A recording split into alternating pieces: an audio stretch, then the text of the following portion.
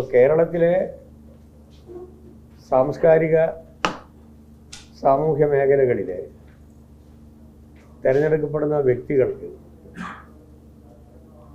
ഒരു പ്രതിവർഷം കലാ trust award നമ്മൾ പ്രഖ്യാപിക്കാറുണ്ട്. അപ്പം ഇതിനു മുമ്പ് പ്രമുഖരായിട്ടുള്ള കുറേ പ്രതിഭകളെ നമ്മൾ ആദരിച്ചിട്ടുണ്ട്. പാലോളി അഹമ്മദ് കുട്ടി, ONV ഗ്രൂപ്പ്,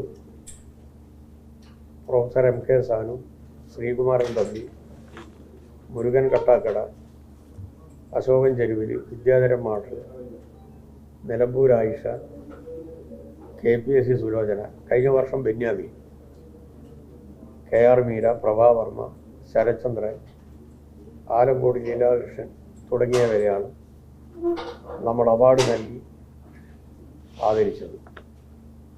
ഈ വർഷത്തെ കുവൈത്ത് കലാ ട്രസ്റ്റ് പുരസ്കാരത്തിനായി തിരഞ്ഞെടുത്തത് സിനിമാ നടൻ ഇന്ദ്രൻസിനെയാണ്.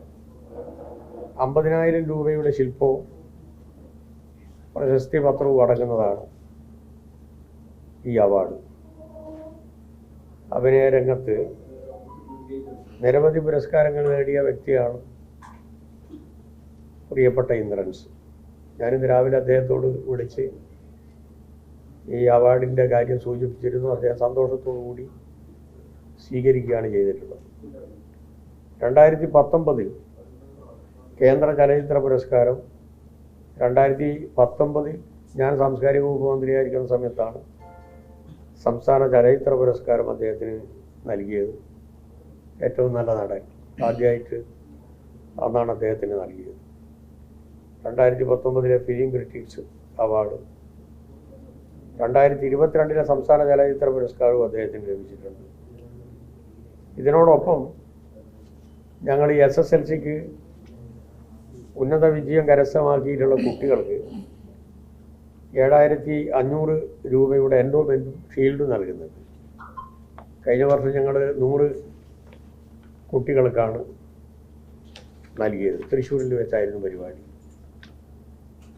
ഈ വർഷത്തെ കലാ ട്രസ്റ്റ് പുരസ്കാര സമർപ്പണം 2026 ഓഗസ്റ്റ് 3-ാം തീയതി കണ്ണൂരിൽ വെച്ചിട്ടാണ് ബഹുമാനപ്പെട്ട പ്രതിപക്ഷ നേതാവ് ശ്രീ പിണറായി വിജയൻ ഉദ്ഘാടനം ചെയ്യുന്നത്.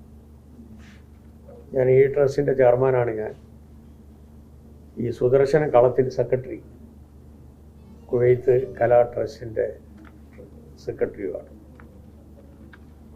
AKG സെൻറ്ററിലെ ബിജു കണ്ടക്കയാണ് കുവൈത്ത് കലാ ട്രസ്റ്റിൻ്റെ ട്രഷറർ. ഇത്രയും കാര്യങ്ങളാണ് ഇതുമായി ബന്ധപ്പെട്ടുകൊണ്ട് സൂചിപ്പിക്കാനുള്ളത്.